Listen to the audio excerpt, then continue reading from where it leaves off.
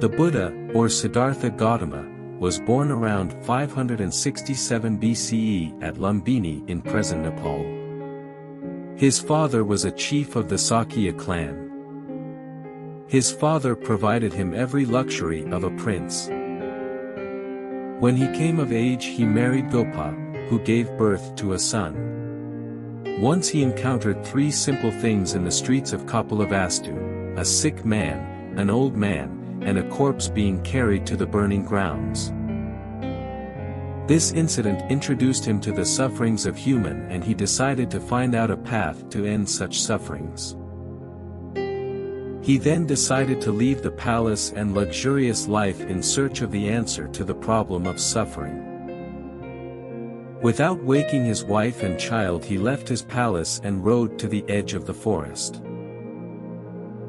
For 6 years Siddhartha along with 5 companions practiced austerities and concentration.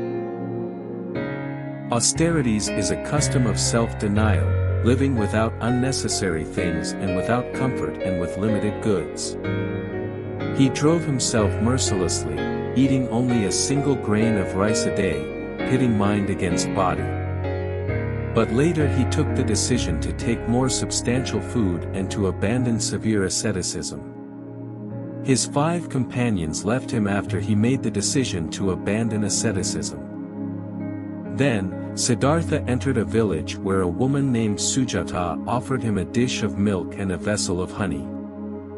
He regained his strength, and washed himself in the Naranjana river, and then on a mat of kusha grass underneath a banyan tree, crossed his legs and sat. Sujata had 1,000 cows, and she fed them with sweet creepers called valmi so that the cows' milk was sweet. She milked these 1,000 cows and fed that milk to 500 cows. Then she fed their milk to 250 cows and so on until she fed only 8 cows. She did this to get the sweetest and most nourishing milk, to make delicious milk rice as an offering to the banyan tree where Siddhartha sat. This delicious milk rice offered by Sujata was the last food taken by Siddhartha before achieving enlightenment.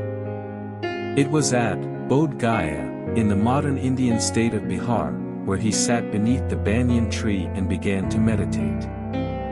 Eventually, in a state of deep meditation, he achieved enlightenment, or nirvana underneath the banyan tree. The Buddha taught about 4 noble truths. The first truth is called suffering or dukkha, which teaches that everyone in life is suffering in some way. For informative and inspirational videos, please subscribe our channel. The second truth is origin of suffering, samadaya. This states that all suffering comes from desire, tanha. The third truth is cessation of suffering, nirodha, and it says that it is possible to stop suffering and achieve enlightenment. The fourth truth, path to the cessation of suffering, magga, is about the middle way, which are the steps to achieve enlightenment. Even as a solid rock is unshaken by the wind, so are the wise unshaken by praise or blame. Every morning we are born again. What we do today is what matters most. There is nothing so disobedient as an undisciplined mind, and there is nothing so obedient as a disciplined mind. In the sky, there is no distinction of east and west. People create distinctions out of their own minds and then believe them to be true. If you find no one to support you on the spiritual path, walk alone. There is no companionship with the immature. If we could see the miracle of a single flower clearly, our whole life would change. What you think, you become. What you feel, you attract. What you imagine, you create. Those who have failed to work toward the truth have missed the purpose of living. To keep the body in good health is a duty, otherwise we shall not be able to keep our mind strong and clear. To live a pure unselfish life, one must count nothing as one's own in the midst of abundance. A man is not called wise because he talks and talks again, but if he is peaceful, loving and fearless, then he is in truth called wise. Do not dwell in the past, do not dream of the future, concentrate the mind on the present moment. A dog is not considered a good dog because he is a good barker. A man is not considered a good man because he is a good talker. If the problem can be solved, why worry? If the problem cannot be solved, worrying will do you no good. Happiness is not having a lot. Happiness is giving a lot. Your worst enemy cannot harm you as much as your own unguarded thoughts. The secret of health for both mind and body is not to mourn for the past, worry about the future, or anticipate troubles, but to live in the present moment wisely and earnestly. Holding on to anger is like drinking poison and expecting the other person to die.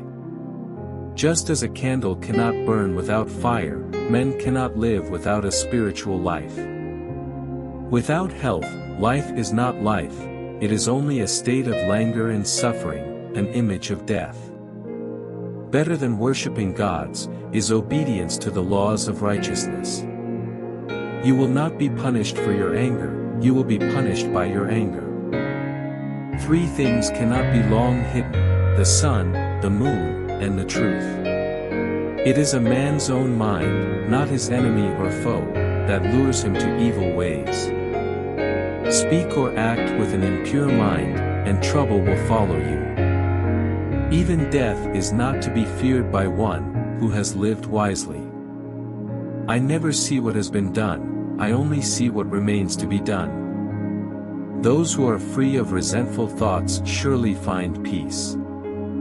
To conquer oneself is a greater task than conquering others. Purity or impurity depends on oneself. No one can purify another. Remembering a wrong is like carrying a burden on the mind.